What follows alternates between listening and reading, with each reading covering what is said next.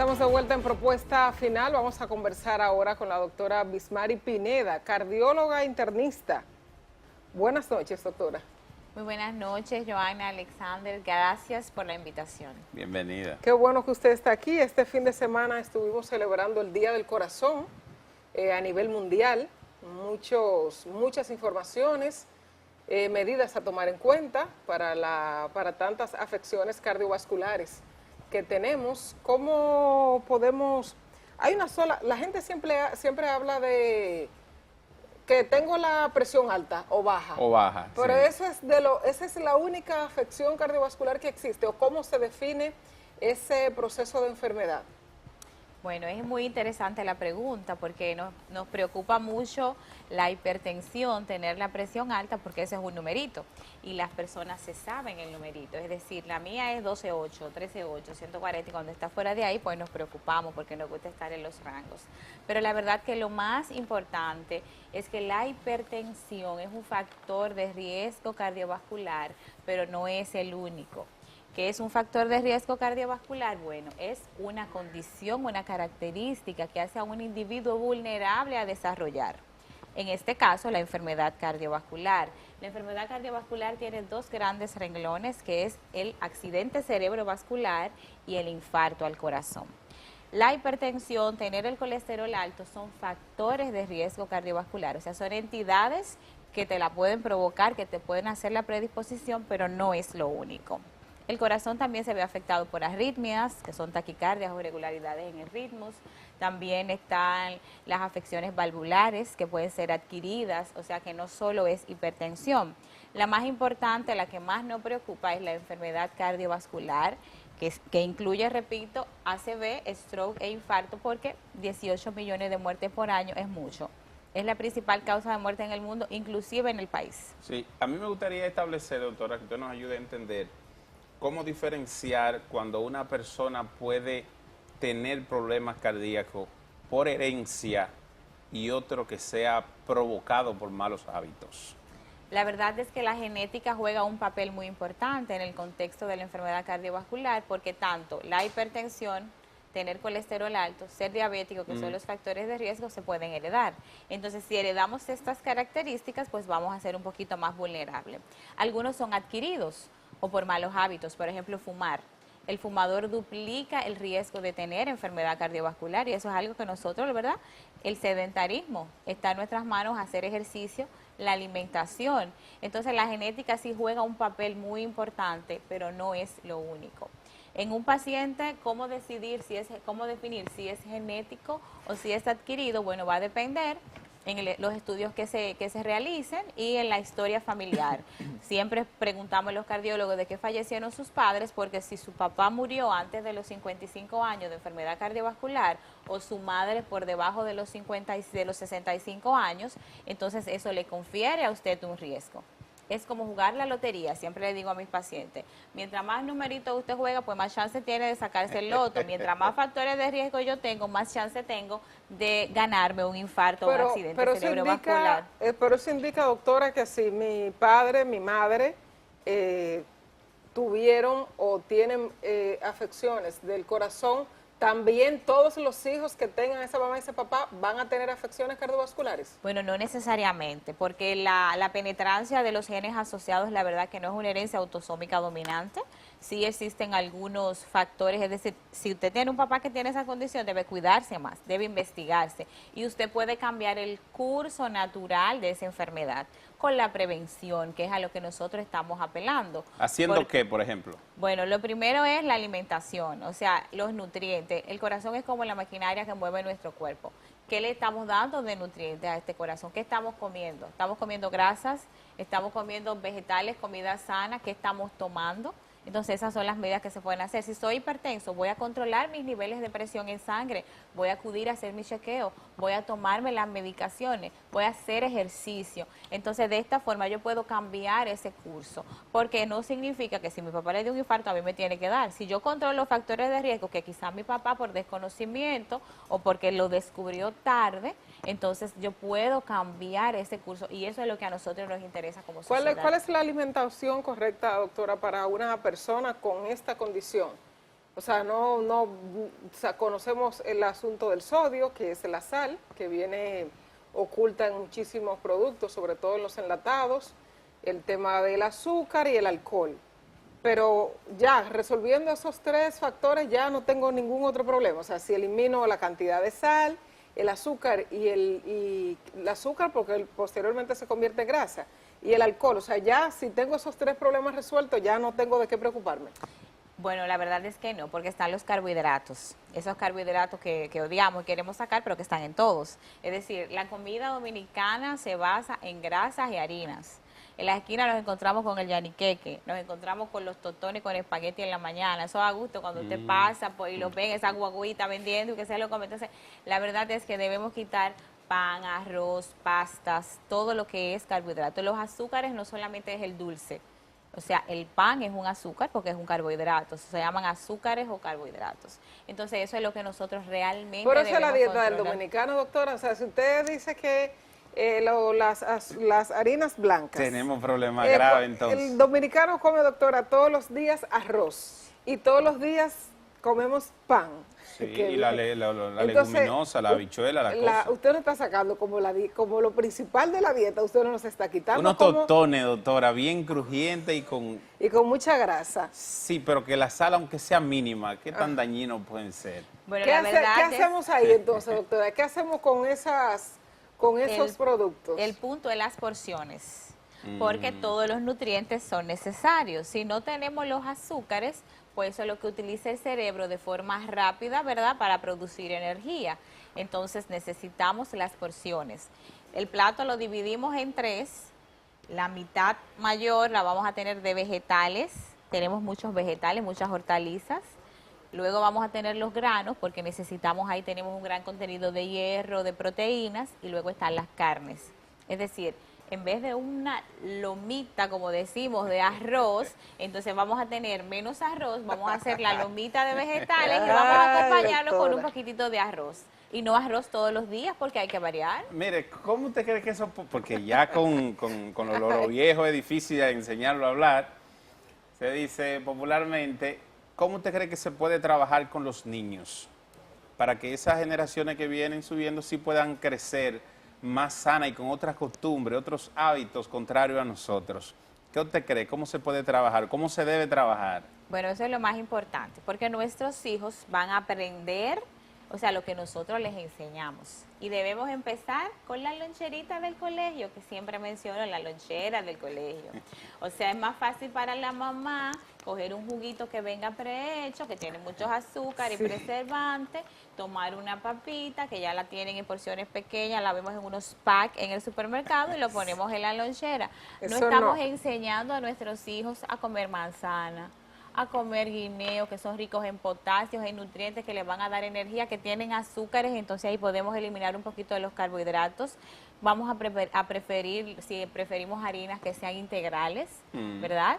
Y entonces es ahí educar al niño, enseñarlo a comer verduras y frutas, ese es el punto. Usted decía, con su perdón, usted decía que hay un porcentaje importante de muerte en la República Dominicana por asuntos cardiovasculares.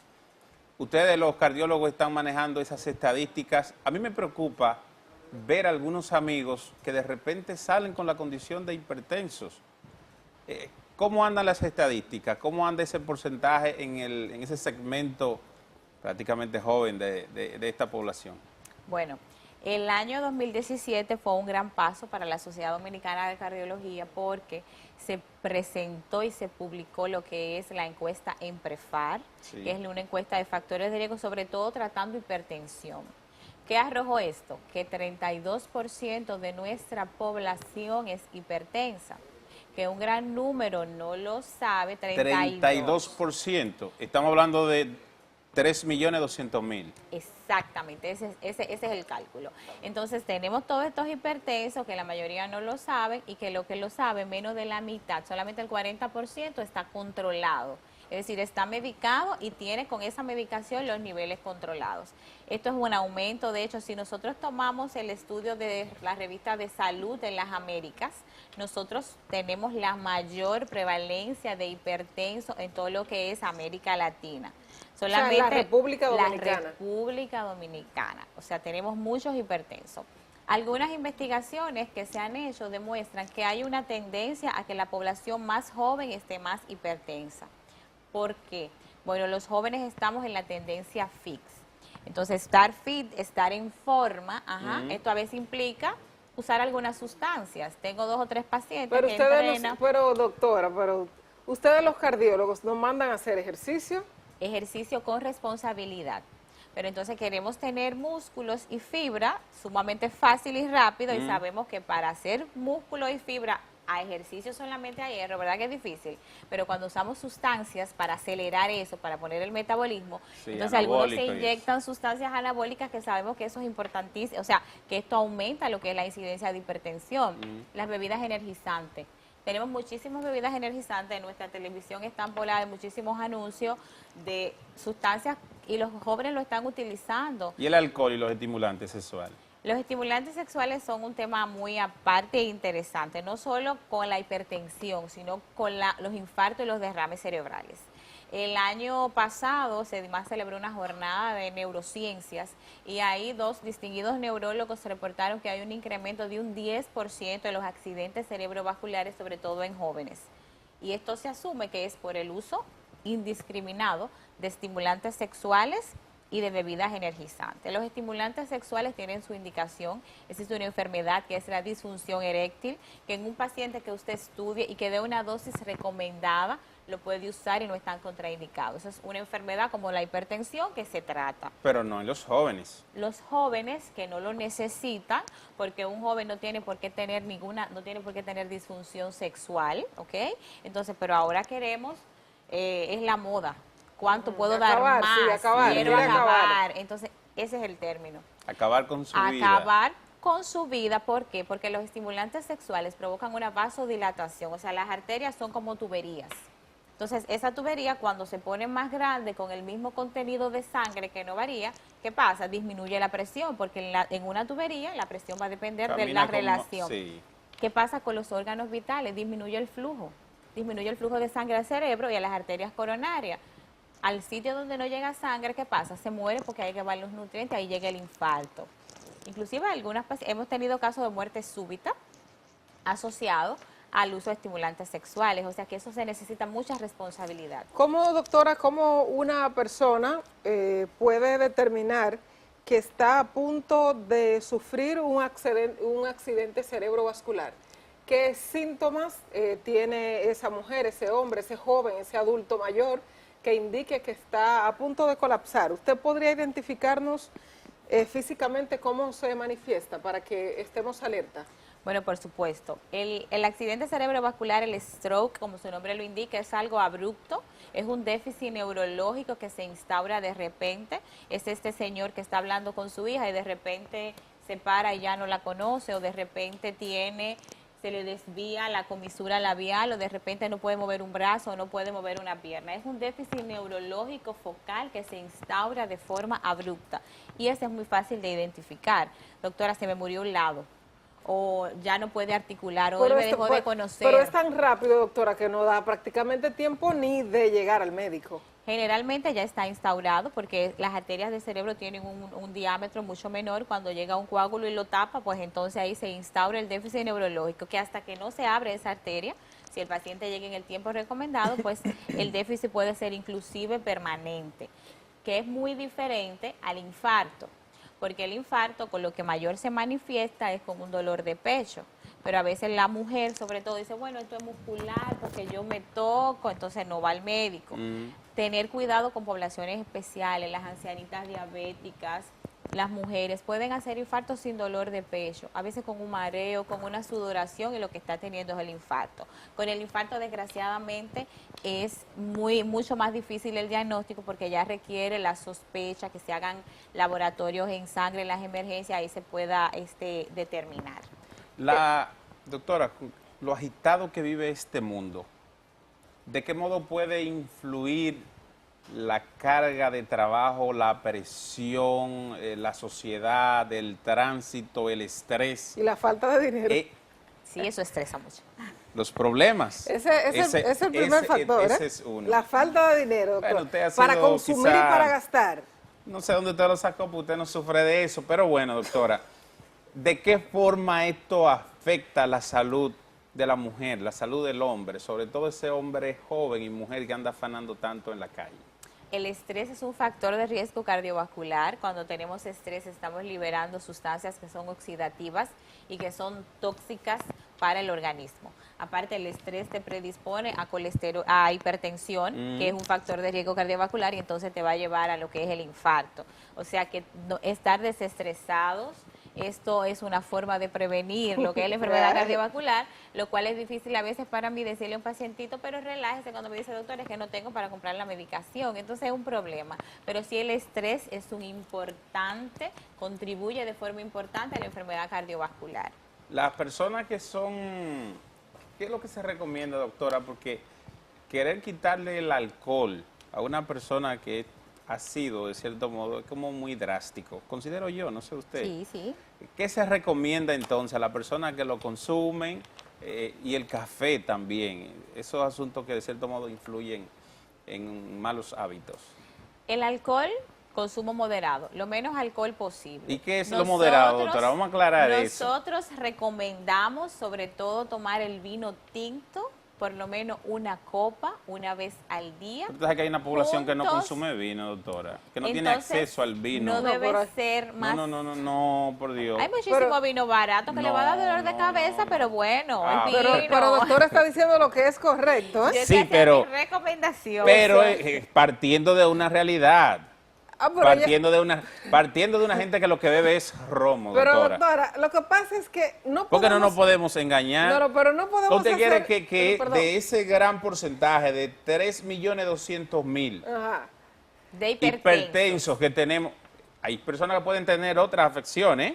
Sí, sí, Usted combinadas sabe con que de esa. ahí un porcentaje Claro. importante que lo que bebe es romo. Pero Entonces, ¿qué se le recomiéndele un trago, dos tragos, Generalmente se recomienda que en nomás. vez de 3 potes? ¿Qué usted El dice? problema es que no sabemos, aquí no sabemos medir. O sea, usted le dice, mire, consumo moderado y bueno, tome vino y compran una copa más grande y se toma, yo me tomo una botella. Y Ajá. no debe ser más que una copa de vino con las comidas para evitar que este alcohol pase directamente a la sangre. En los pacientes que son de alto riesgo cardiovascular, los beneficios superan el riesgo. Ahora, en una persona joven como tú, Alexander, no tiene la indicación porque no eres hipertenso, no eres diabético, no fumas. Entonces, en ti, tomarse una copa de vino como prevenir enfermedad cardiovascular no tiene resultados, porque es mayor el riesgo de que pueda desarrollar una gastritis erosiva, una afección hepática, porque el problema del alcohol no solo es la enfermedad cardiovascular. Está la cirrosis hepática, que es una afección hepática, porque ahí es donde se metaboliza el alcohol, y las úlceras gástricas.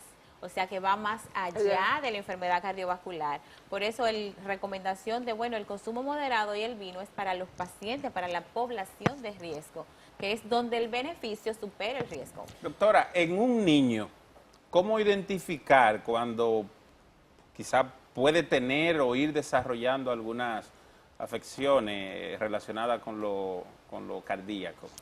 Bueno, la enfermedad cardiovascular per se empieza a gestarse en la niñez. Nosotros nacemos con las arterias limpias, son como las tuberías de los fregaderos, cuando lo ponemos tan nuevecita, a medida que vamos fregando se va ensuciando. Entonces, si nuestros hijos empiezan a comer pizza, pasta, bueno, porque él es un niño y no le damos vegetales, pues entonces esas grasas van a empezar a dañar las arterias. Hay muchos niños que están obesos, tenemos mucha obesidad infantil y eso hay que controlarlo. Generalmente en la niñez las afecciones cardiovasculares suelen ser congénitas. Estos niños que nacen con soplos, como le llaman en el argot popular, entonces generalmente vienen con componentes genéticos. La enfermedad cardiovascular per se, a menos que no sea por entidades que se heredan, pues no están tan directamente asociadas en la niñez, pero sí podemos empezar a prevenir en los jóvenes manejando lo que es la alimentación y con control del peso, que creo que es una de las principales medidas a tomar en cuenta. Doctora, cuando hay un infarto en una persona joven y en un adulto mayor, vamos a decirle, ¿quién tiene la mayor posibilidad de que el resultado de que termine en muerte? ¿Cuál de los dos tiene mayor probabilidades? Bueno, hemos visto que en los jóvenes es peor.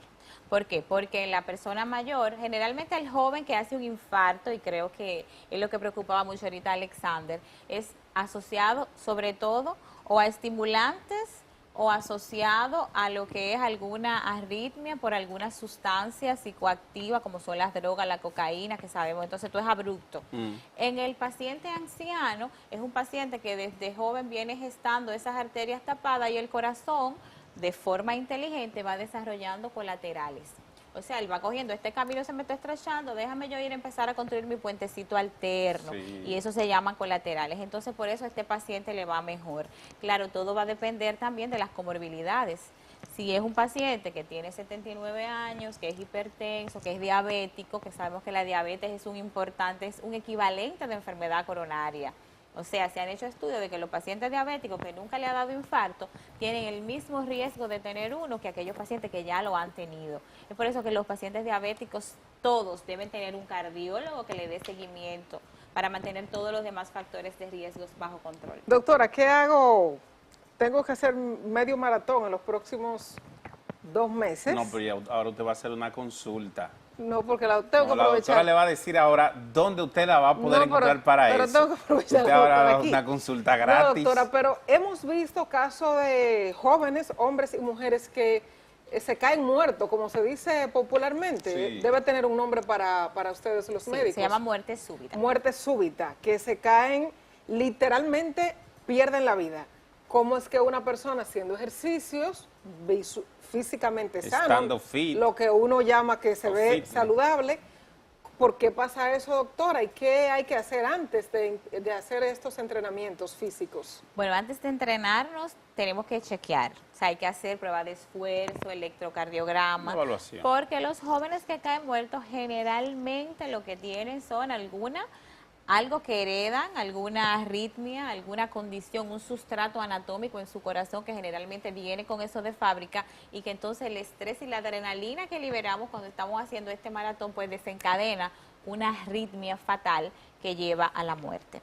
O sea que lo ideal es que antes de hacer esos 5K, 10K, el cardiólogo para que nos estrese en una banda donde va a poder monitorear nuestro ritmo cardíaco y entonces ahí pues ya determinar si estamos en condiciones para hacerlo. O sea que la espero por allá. ¿La voy a visitar? ¿Dónde voy a visitarla? Bueno, yo estoy como cardiólogo en el departamento cardiovascular de CEDIMAT. Allá estoy a su orden y también laboro dentro de CEDIMAT en lo que es el Plan Ejecutivo de Salud, que es nuestro plan preventivo, destinado justamente a la prevención de enfermedad cardiovascular y a la detección temprana de cáncer. Ese es el chequeo completo que uno se hace anual. Ese es el chequeo pasaré por completo que allá. uno se hace anual, así Ahí es. le revisan de los pies a la Todo, cabeza. todo, sí. Qué Bueno, bien. yo pienso que los televidentes y nosotros estamos muy agradecidos con usted, doctora Bismari Pineda, cardiólogo internista, por todas las informaciones que ha dado aquí. Hemos celebrado durante este fin de semana el Día Mundial del Corazón y todas las previsiones que podemos tomar para mantenerlo más sano. Hicieron algunas actividades en el día de hoy domingo también, una caminata. ¿Dónde fue, doctora? La caminata en el Mirador Sur, a partir del kilómetro número 5, y luego concluimos en una actividad familiar en Ágora Mall de 2 a 5 de la tarde. Muy bien, muchísimas Qué gracias, bien. doctora. Gracias por la Vamos a hacer invitación. una pausa y regresamos en un instante con más de Propuesta Final.